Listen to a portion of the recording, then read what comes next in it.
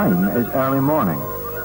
In the distance, a lone figure is at work on a sandbank. What mysterious treasure can this man be digging for? The answer is the lugworm, which is used as bait by the line fishermen of the northeast coast of Scotland. For we are in the tidal estuary of the River Eithne, just 2 or 3 miles from the old fishing village of Collieston in Aberdeenshire. In this modern age, only 1 or 2 men are prepared to spend the time and effort to dig for lug for the fishermen, and this may have contributed to the decline in popularity of line fishing.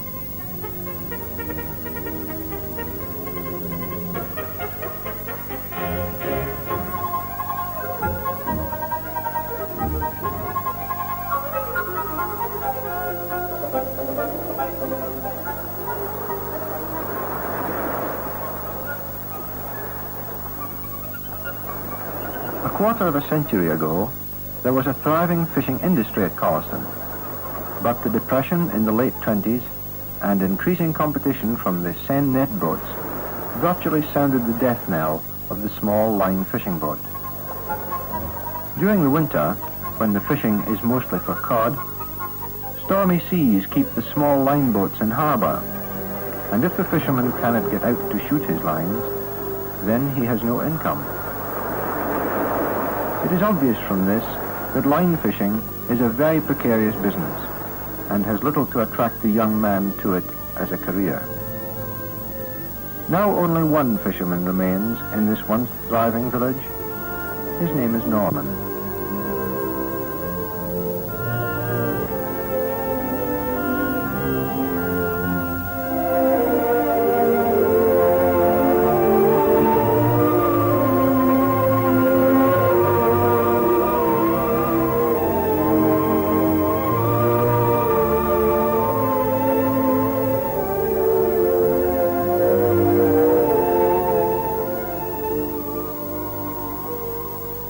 After the storm, the yawl, which had been winched up the bank for safety, has to be brought down again. As it weighs almost a ton, this is a job which cannot be done single-handed. In a small community such as this, however, there is usually no lack of helpers, although some are too young to give anything but vocal support.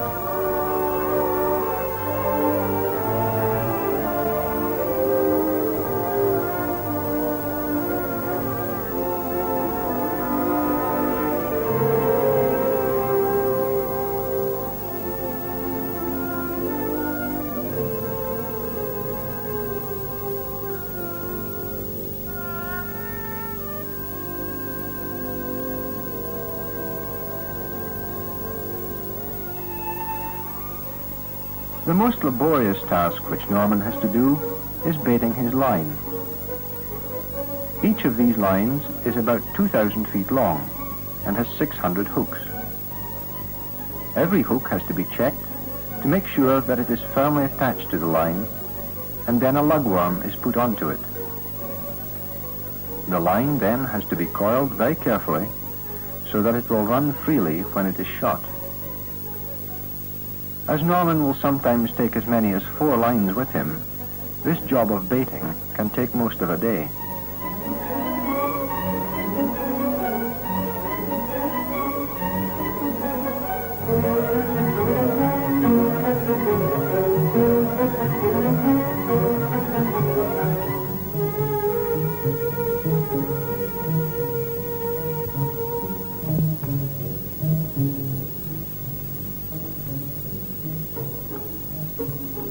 As evening approaches, Norman makes his way to the pier to set out and shoot his lines.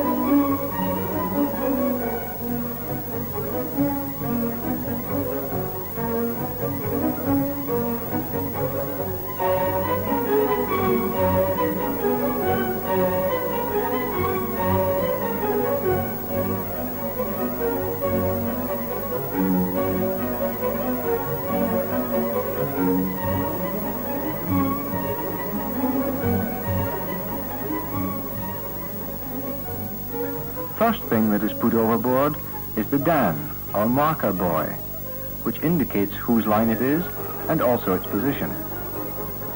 The dan is held in place by a heavy weight, usually a stone, so that the line cannot drift with the tide.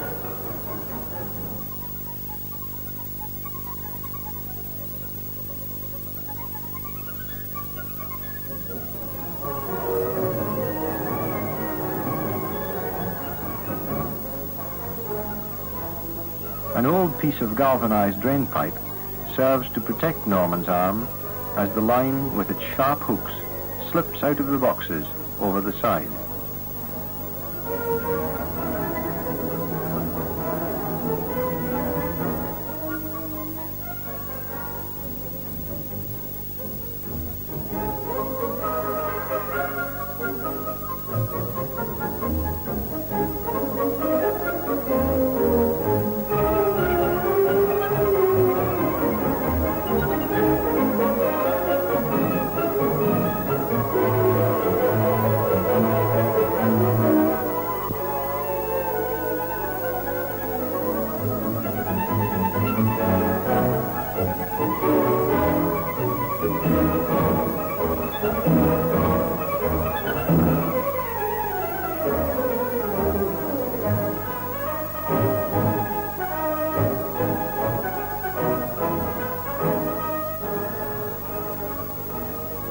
When the lines are shot, another marker is put over to show the end of the line.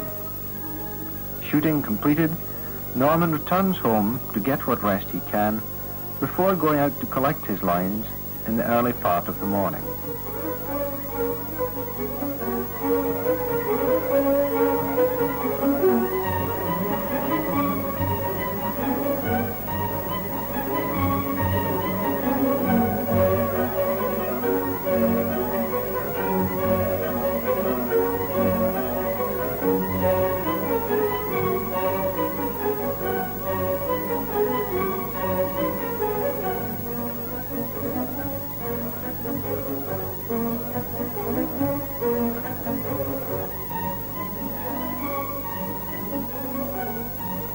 An early start has to be made in the morning so that the catch can be gutted and boxed in time for the market.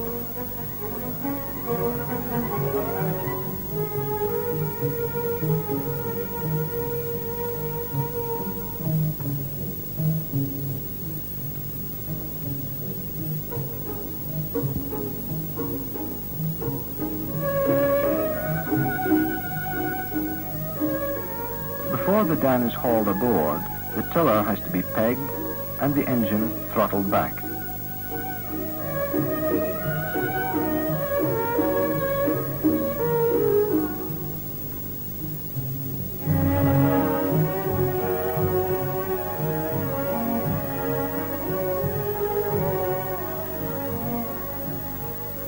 From the weight of the line, it appears that the catch will be quite a good one.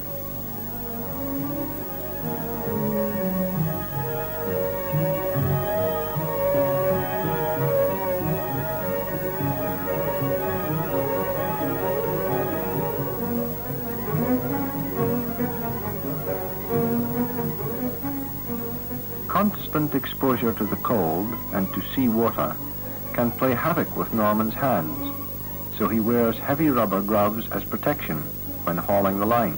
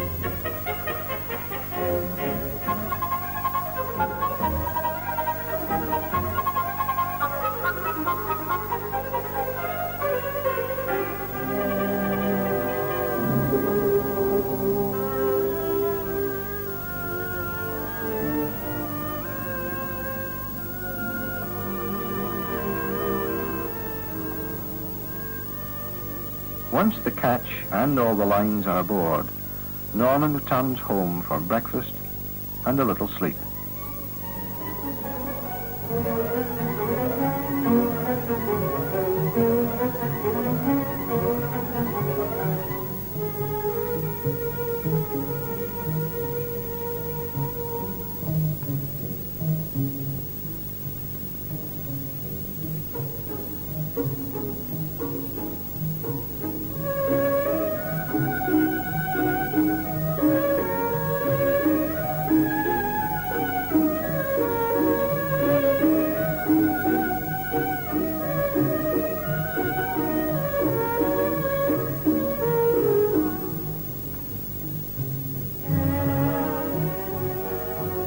Now it is mid-morning, and the catch is landed on the pier.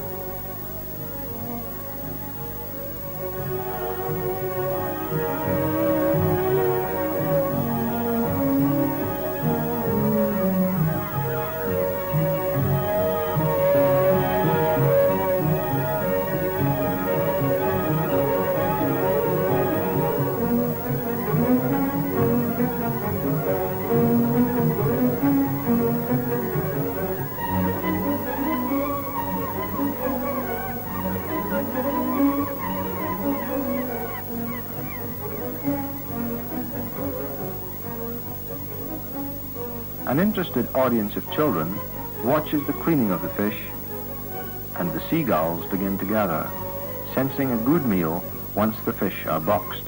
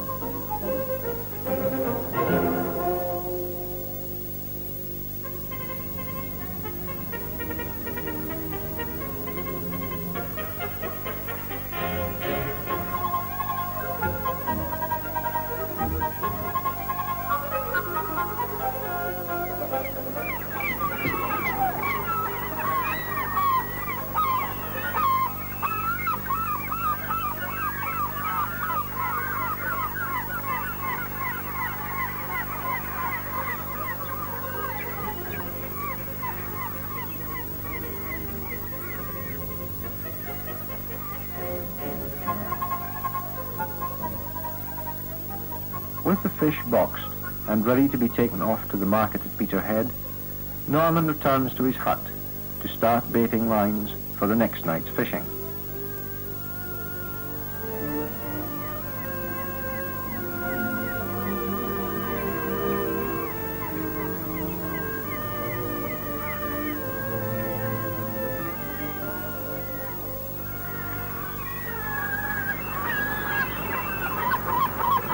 Scavenging seagulls descend like a cloud on the pier, and in a few moments no sign of the morning's work remains.